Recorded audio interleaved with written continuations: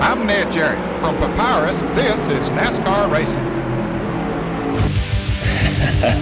That is quite possibly the best intro line in sim racing. If you've played sim racing in the 1990s, these words would be undoubtedly burned into your brain. For those that weren't born yet, or racing gamers who are living under a rock, NASCAR Racing, developed and published by the makers of the highly acclaimed IndyCar Racing series, the Papyrus Design Group, was Stock Car Racing's first true game to accurately portray its brand of auto racing. Gone were the days of NASCAR games with only one big-name driver and track environments using graphics straight from pole position.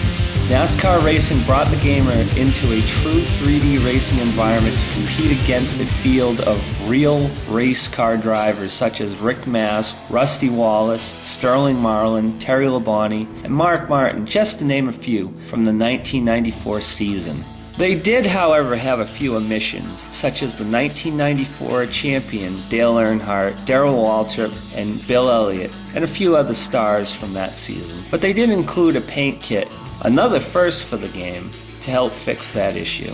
From the original release, you had 9 tracks from the 1994 season, which consisted of Atlanta Motor Speedway, Bristol Motor Speedway, Darlington Raceway, Loudon, New Hampshire Motor Speedway now, Martinsville Speedway, Michigan Speedway, Phoenix International Raceway, Talladega Super Speedway, and Watkins Glen International Raceway. Eventually, a track pack was released in 1995, adding 7 more tracks, including Charlotte Motor Speedway, Dover Downs, North Wilkesboro Speedway, Pocono Raceway, Richmond International Raceway, Rockingham Speedway, The Rock, and Sears Point, now Infineon Raceway. And that brought the track total up to 16, all of which you can run individually or as a full season based on the 1994 schedule. The latter included night racing versions of Richmond, Bristol, and Charlotte. Now, neither Daytona nor Indianapolis, where the Brickyard 400 was first held the year of NASCAR Racing's release, were ever officially offered from Papyrus, which was quite disappointing, but they were later made by members of the emerging sim racing community. Getting into the gameplay, the player had 3 views to choose from initially. A cockpit view, complete with working gauges, a third-person view behind the car, and a pseudocopter cam. Now, before you get out on the track, you can go into NASCAR Racing's extensive garage area and fine-tune most everything you would in real life, such as the basics like gear ratios, tire pressures, wedge, or some more complicated stuff like caster and camber. All of this creates a multitude of options never seen in a stock car game to help set up the car to your liking.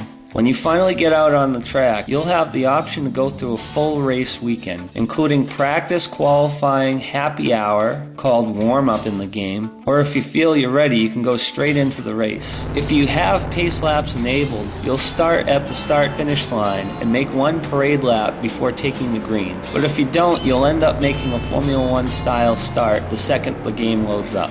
Now we're into the main attraction of this game. As you start making laps around the track, you are treated to an array of visual detail for its time. The track is modeled very realistically, featuring all the real track elevations and banking. The detail in the individual tracks themselves are quite extensive, with the grandstands, trees, billboards, grass, and road textures, as well as all the cars and their paint schemes, all of which you will recognize from their real-life counterparts. The driving physics themselves will hit you like a sack of potatoes the second you plow into the first turn. No mashing the gas all the way around the track like you would in pole position or Mario Kart. If you had a good speaker system, the sounds in this game were unreal for the time. You had cars skidding, you had incredible engine sounds. Even when you hit the wall, the car made a great smack sound. All in all, the sound in this game was awesome. In this game, you'll have to take into account understeer and oversteer as well as other variables. As you drive, the tires will wear, the balance of the car changes as the fuel runs low. If you run behind somebody, you'll even feel the aero change on the nose, creating understeer. All of these sensations you didn't get with any other NASCAR game or even any other racing game at the time. The AI themselves behaved realistically. They followed the racing line, they made passes on each other, as well as you. They even caused crashes among themselves, which would create a pretty sticky situation for any of the players driving behind them. all of which really added to the realism of the racing environment. Now, one of the notable things about this game was the car damage. It was modeled quite extensively both visually and physically when you crash, whether it was on purpose or not. The sheet metal crumples and flies off, the wheels detach and fly around the track, all of which leaves the track littered with debris and destroyed hulks from your former competition. Now, the last feature I'm going to go over in this game is the multiplayer.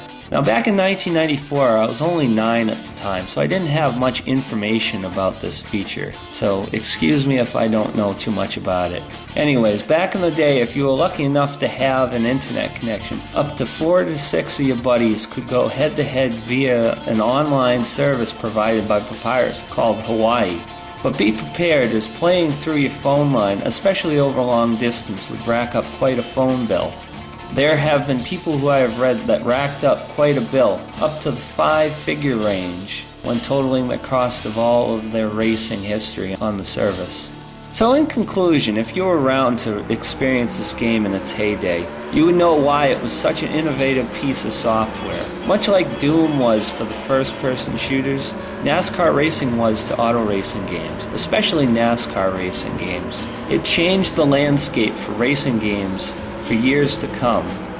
So I hope you enjoyed this review. Please rate, subscribe, or comment. And if you guys enjoyed this review of this game, I'll plan on doing some more in the future. So until next time, get out there, drive, and have some fun.